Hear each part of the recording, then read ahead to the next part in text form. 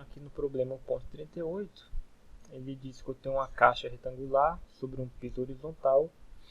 Em seguida, inclino essa caixa sobre uma das arestas até que ela forme um ângulo θ aqui com a horizontal. Ele manda eu escolher a origem em um dos vértices que está tocando o chão e o eixo X apontando ao longo da aresta dessa caixa que está em contato com o piso e o eixo Y apontando para cima em direção à inclinação e o eixo Z normal à caixa. Ele quer que eu chute um objeto, desconsiderando o atrito, que sai a partir do repouso na origem, e ele vai andar sobre a caixa, né, sobre a superfície da caixa, com essa velocidade inicial. Aqui tem velocidade inicial no eixo X e no eixo Y. Ele quer que eu escreva a segunda lei de Newton e obtenha, né, as equações horárias e determine em quanto tempo o objeto leva para retornar para o piso e o alcance dele, né? Bem, eu tive uma certa dificuldade em desenhar isso aqui, porque ele colocou aqui caixa, e aqui ele falou o eixo normal à caixa, parecia um pouco meio sem sentido, porque a caixa tem vários lados. Aí eu fui olhar aqui na tradução, no original, né, em inglês, e ele usa o termo board, né? Uma retangular aqui, né? Então acho que a tradução mais correta seria a placa, né? Acho que foi meio que um erro de tradução. Então eu vou fazer se baseando lá na original, né? Uma placa. Vamos aqui para o bloco de notas. Então, aqui no bloco a gente tem algo assim, né? Considerando uma placa, os eixos Y e X são o que a gente pode chamar de um cartesiano padrão, né? Por exemplo, meu vetor aceleração da gravidade é menos g na direção y', né? Aqui para baixo. E os eixos y, x e z são os que a questão pede, né, ao longo das arestas e do vértice aqui tocando o solo, nas arestas do objeto, né? Então a inclinação θ aqui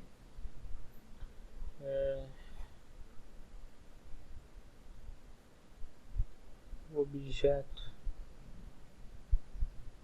ele vai percorrer aqui, andar aqui na superfície, né? A gente quer saber qual a trajetória que ele vai fazer. A gente pode rotacionar aqui, né, para olhar de perfil.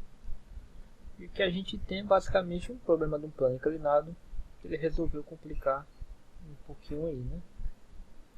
Esse ângulo θ ainda está aqui. O eixo X agora está apontando para dentro do monitor, né? Da tela aí. E o objeto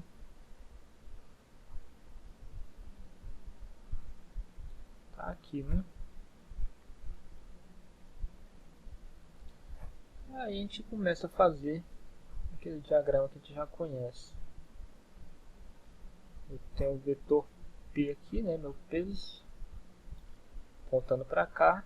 Eu posso decompor ele em relação a esses eixos aqui que estão sobre o objeto, porque como eles vão coincidir com a direção do movimento, né, as direções do movimento, ele torna o problema mais simples. Então eu posso decompor o peso aqui em PY aqui, né, e PZ.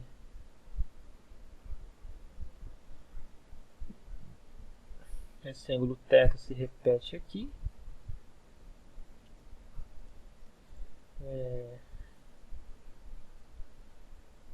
PY, vou escrever aqui. Ele vai ser essa projeção aqui em relação a esse ângulo, né? Portanto, é módulo de P seno θ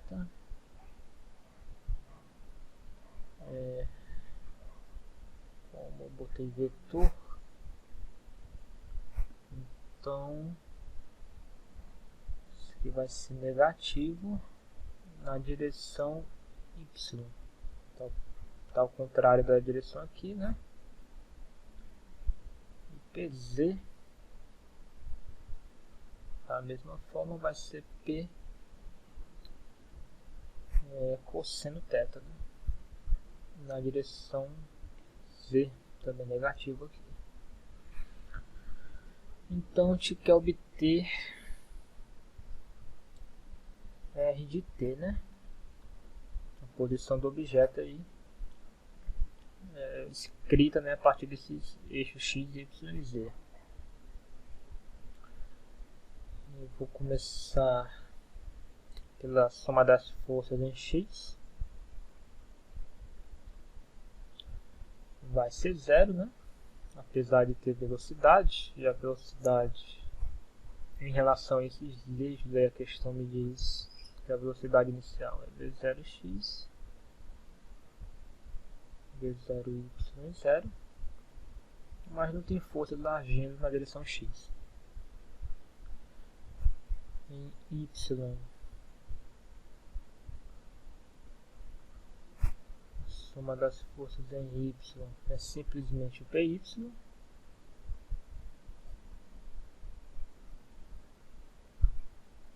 E em z,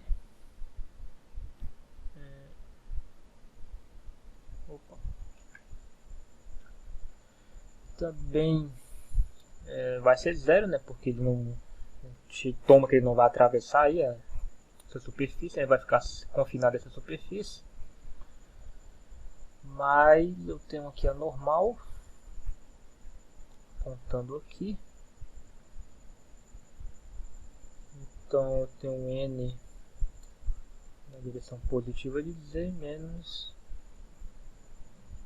pz, né? Isso aqui tem que dar zero.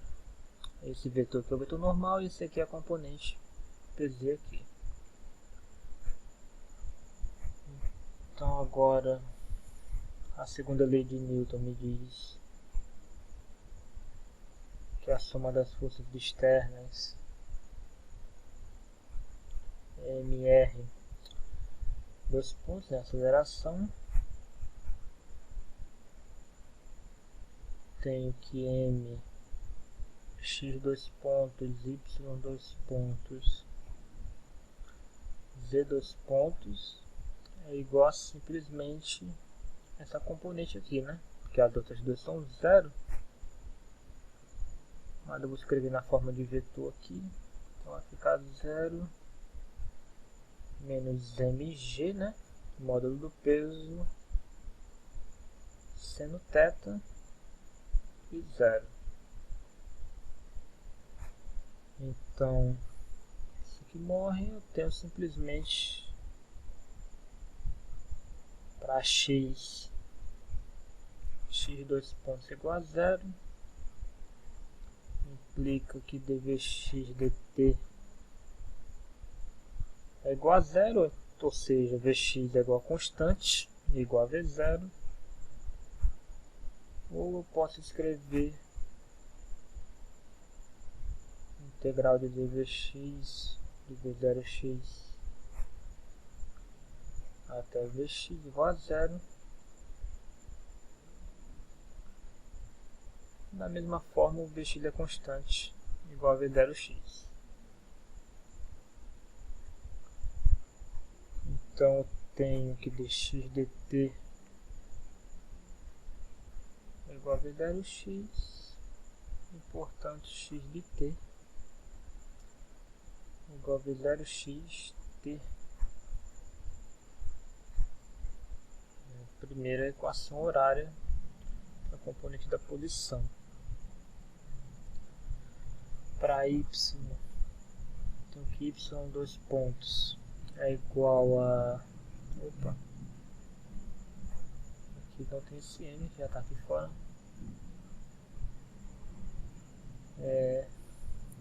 Menos g seno θ.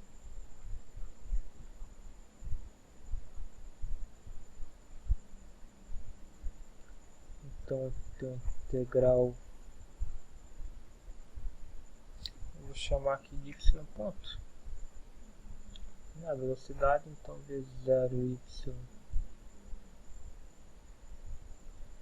vy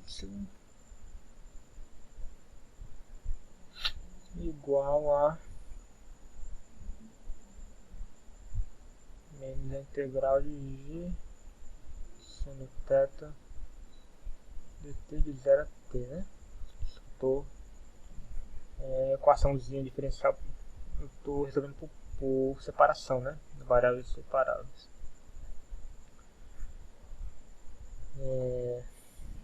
Vai ficar vy igual a v0y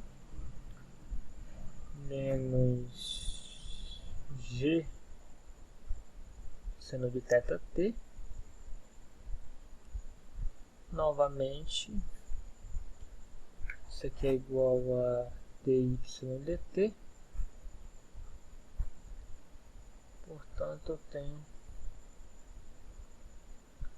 integral de dy de y0 até y de t,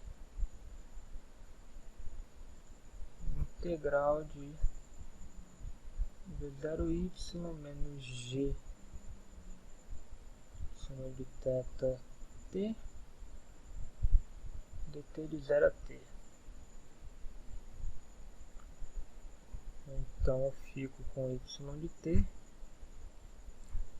igual a y0 mais v0yt menos g seno de θ t ao quadrado sobre 2, né? Integrando aqui. A gente está tomando esse objeto partindo da origem, né? Então esse y0 é 0.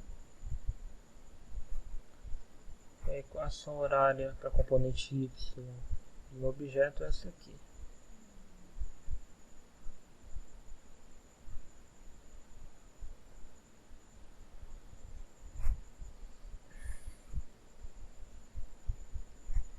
Por fim, o meu z dois pontos, que também é 0. Novamente, isso aqui implica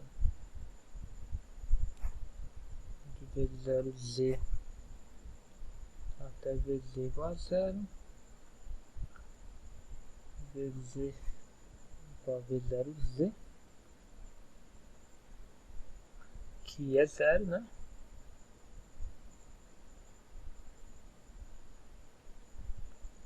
Então eu tenho dz dt igual a 0, implica de 0 a z igual a 0, z é constante, igual a d0, que é 0 também, né? O objeto parte da origem, então isso aqui é 0, z é constante igual a 0. Aí eu posso montar meu vetor posição. Vai ser v0xt, né?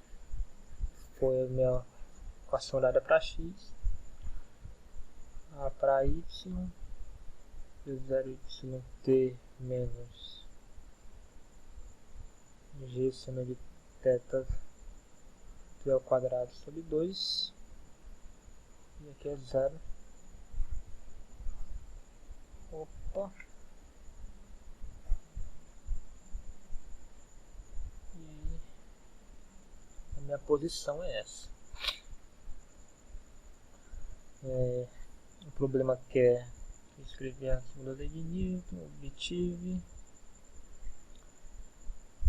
determinar quanto tempo o objeto leva para retornar ao nível do solo, né, do piso, e a que distância ele estadia quando retorna para o piso, ou seja, o alcance, né? Então no item A, para obter que posição, o tempo que ele leva até o solo, né? É só ver aonde ele volta, né, volta a tocar o solo, né? Então, olhando aqui, a gente vê que, como a questão diz, que o eixo X vai coincidir com o solo, então é quando o eixo Y volta a zero, né? Que coincide também com o Y' voltando a zero, mas não importa aqui.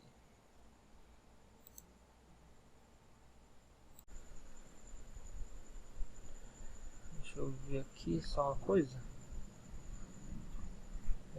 Por essa equação aqui para a posição que a gente obteve, a gente pode ver que a equação para um movimento composto, né, bidimensional, lançamento oblíquo, ou seja, o objeto partindo da origem, ele faz uma trajetória assim, né? Essa caixinha aqui vai percorrer uma trajetória assim, com a V0x no eixo X e o MRUV no eixo Y, acelerando para baixo. Enfim, para obter o tempo que ele volta para o Sol, a gente vai zerar a segunda componente, né? Que quando o Y for zero, ele está no solo de novo. Portanto, eu tenho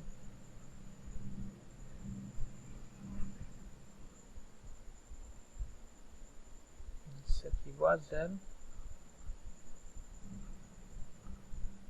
Então, ter